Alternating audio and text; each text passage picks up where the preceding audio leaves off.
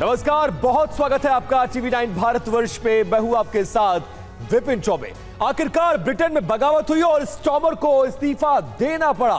Party के अंदर उनके खिलाफ इसी तरह की बगावत और अविश्वास चल रहा था। उसके दबाव में आज उन्होंने इस्तीफे का ऐलान कर दिया और ब्रिटेन के प्रधानमंत्री कीर स्टॉमर को इस्तीफा देना पड़ा।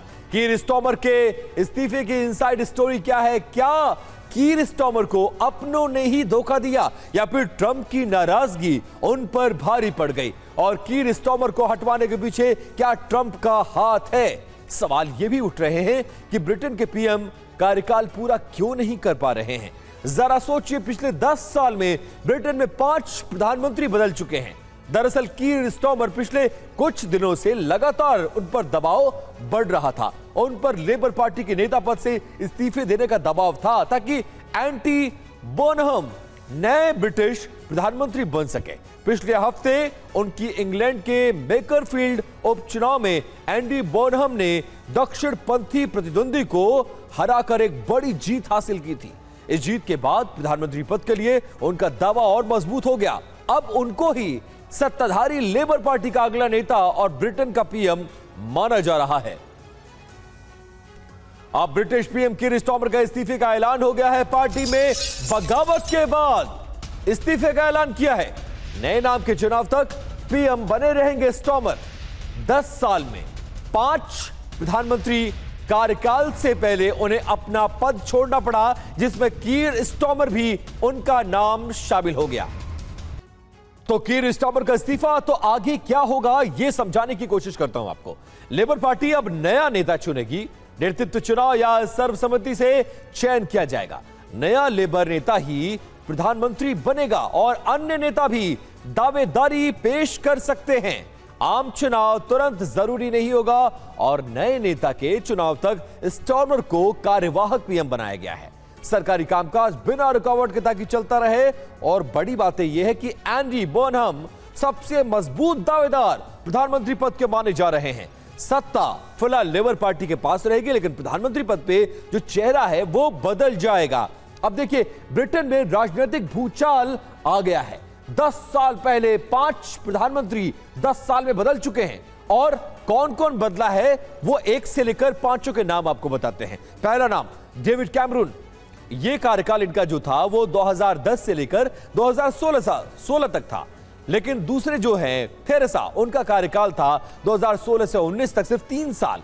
इसके आगे बोरिस जॉनसन रहे, उनका कार्यकाल 2019 से लेकर 22 तक, ये भी सिर्फ 3 साल पूरे कर चुके। इसके बाद लिज ट्रस, इनका कार्यकाल 2022 तक ही थे। फिर ऋषि सुनक आते हैं, इनका कार्यकाल 2022 से लेकर 2024 तक 2 साल। और फिर कीर स्टॉमर, जिनका कार्यकाल 2024 से शुरू हुआ था और वर्तमान तक था, लेकिन अपना कार्यकाल पूरा कर पाते पार्टी में बगावत और उनको प्रधानमंत्री पद को आखिरकार छोड़ना पड़ा।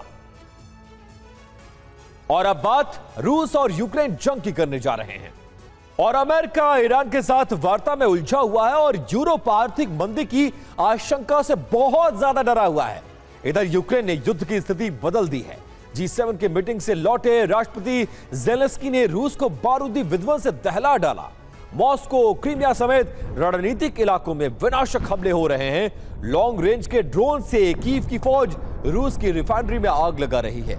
यूक्रेन जिस तरह से रूस में अंदर घुसकर हमला कर रहा है, उससे पुतिन भी हैरान है। सवाल यह है कि जेलेंस्की के हाथ ऐसा कौन सा हथियार लग गया है जिससे वो रूस के अंदर विनाश बरसा रहे हैं। प्रतिशोध की ज्वाला में जल रहे पुतिन आज यूक्रेन में सबसे बड़ा हमला कर सकते हैं। ऐसा दावा खुद राष्ट्रपति जेलेंस्की ने किया है। यूक्रेनी राष्ट्रपति ने रूसी हमलों की आशंका से अपने लोगों को अलर्ट रहने के लिए कहा है और यूक्रेन और बेलारूस के बीच भी जंग जैसे हालात बनते नजर आ रहे हैं। अब देखिए, रूस का यूक्रेन पर भीषण प्रहार। लेमन क्षेत्र में यूक्रेनी सेना को टारगेट करके हमला किया गया है। रूस ने सुखोई फाइटर जेट से इस बार हमले को अंजाम दिया है। वहीं लेबन क्षेत्र से पीछे हट गई है यूक्रेनी अटैक के बाद सेना। और रशिया ने यूक्रेन के कई पावर प्लांट पर हमले किए हैं। कीव हो, सुमी हो, चेर्निहिव हो, और रूस में हमले किए गए हैं। पावर प्लांट पर ड्रोन से हमलों को अंजाम दिया गया है। रूसी हमले में पावर प्लांट को भारी नुकसान पहुंचा है, तो रशिया जो आशंका थी उसके मद्देनजर अब जवाब दे रहा है और यूक्रेनी इलाके कैसे दहलाए जा रहे हैं उसकी तस्वीर आपके सामने।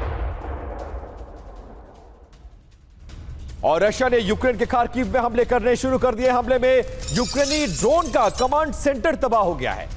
फैब 500 और ग्लाइड बमों से हमले किए गए हैं। रशिया का दावा कि सभी यूक्रेनी ठिकानों को हमने ध्वस्त करने में कामयाबी हासिल कर ली है।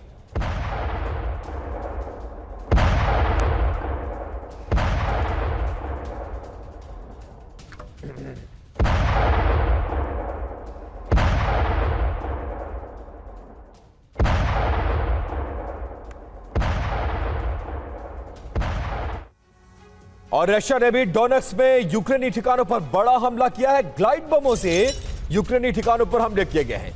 यूक्रेनी सैन्य ठिकानों पर ड्रोन से हमला किया गया है। डोनेट्स्क में यूक्रेन के 2 सैन्य ठिकाने तबाह हो गए हैं।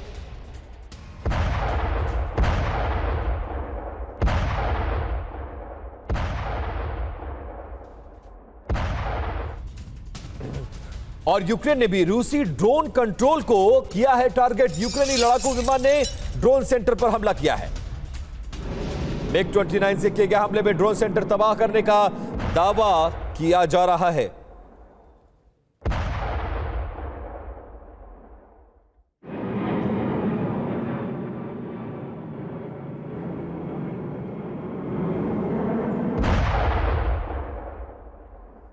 और यूक्रेन के मेलिटोपोल पर रशिया ने हमला बोल दिया है। यूक्रेनी मिलिट्री ट्रक पर ड्रोन से अटैक किया गया है। हमले के बाद यूक्रेनी सैन्य ट्रक में आग लग गई है और ये यूक्रेनी सैन्य ट्रक में लगी हुई आग का ये वीडियो देखिए, किस तरह से रशिया सड़कों से गुजर रहे आर्मी के ट्रक्स को निशाना बना रहा है। Вот прямо перед нами, смотрите, делается. Вот Тарнавов сразу здесь. Елка.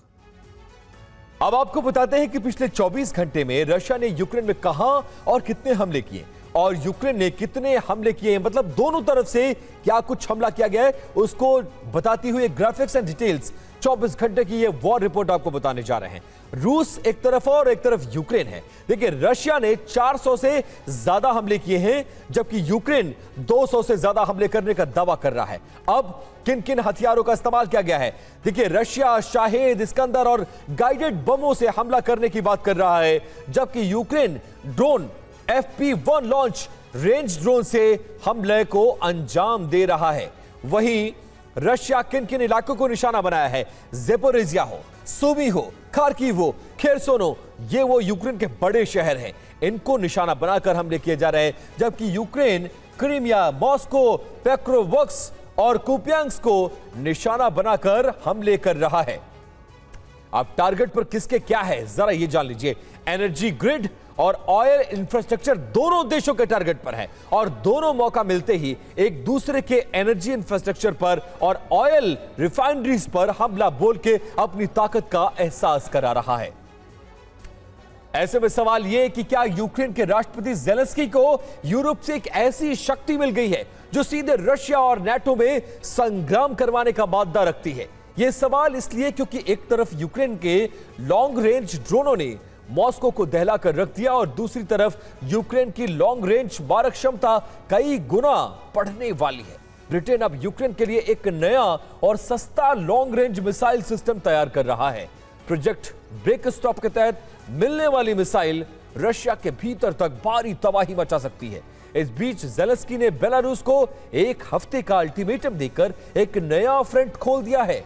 इस नई धमकी के बाद रशिया ने भी साफ कर दिया है कि अब जंग में कोई नियम नहीं बचा और बात परमाणु युद्ध तक पहुंच सकती है। रिपोर्ट देखिए। ब्रिटेन ने यूक्रेन के लिए एक बड़ा और बेहद अहम सैन्य अभियान शुरू किया है। यूके के रक्षा मंत्रालय ने इस गुप्त अभियान को नाम दिया है project break stop. Project break stop के लिए ब्रिटेन ने 752 मिलियन पाउंड यानी करीब 8,700 करोड़ रुपए का पैकेज रखा है। इस पैकेज के तहत 2026 के अंत तक यूक्रेन को 1.5 लाख ड्रोन, 350 से ज्यादा वायु रक्षा मिसाइलें और अत्याधुनिक रडार सिस्टम दिए जाने हैं। इस प्रोजेक्ट के तहत ब्रिटेन अब यूक्रेन के लिए एक बेहद खतरनाक और नया लॉन्ग रेंज मिसाइल सिस्टम तैयार कर रहा है। इस प्रोजेक्ट के तहत MBDA, MGI इंजीनियरिंग और रेट्रॉन एरोस्पेस जैसी ब्रिटेन की बड़ी रक्षा कंपनियां मिलकर यूक्रेन के लिए 3 अलग-अलग मिसाइल सिस्टम बनाने पर युद्ध स्तर पर काम कर रही हैं। अमेरिका में ईरान में उलझा हुआ है मामला और यूरोप आर्थिक मंदी की आशंका से डरा हुआ है, लेकिन अब हालात बदले हैं तो यूक्रेन का तेवर बदल गया है। यूरोपीय नेताओं से मुलाकात के बाद ज़ेलेंस्की का हौसला बढ़ता नजर आया है। रशिया पर हमले का एक ऐसा सिलसिला शुरू हुआ है जो पुतिन भी जिसको लेकर हैरान नजर आ रहे हैं। पुतिन बातचीत की टेबल पर लाने के लिए जबरदस्त दबाव बनाया जा रहा है और यूक्रेन ने पुतिन के होम टाउन सेंट पीटर्सबर्ग, राजधानी मॉस्को पर हमला करने के बाद ऑपरेशन क्रीमिया की शुरुआत कर दी है। क्रीमिया में 2 दिनों से ताबड़तोड़ हमले किए जा रहे हैं। यूक्रेन के हमले की रणनीति को समझिए। यूक्रेन पुतिन के चहेते शहरों को टारगेट कर रहा है। 3 जून को सेंट पीटर्सबर्ग पर हमला किया गया। यह पुतिन का होम टाउन है। 18 और 19 जून को मॉस्को पर हमला हुआ। यहां पुतिन का दफ्तर और सरकारी आवास है। अब क्रीमिया पर हमले हो रहे हैं। यह पुतिन का अभिमान है, उनका गर्व है। कर्च स्ट्रेट 35 किलोमीटर लंबा है और यह काला सागर और अजोव सागर को जोड़ता है। मॉस्को के लिए एक अहम लॉजिस्टिक कॉरिडोर का काम करता है। यूक्रेन इस पूरे क्षेत्र में तबाही लाने के मिशन पर है।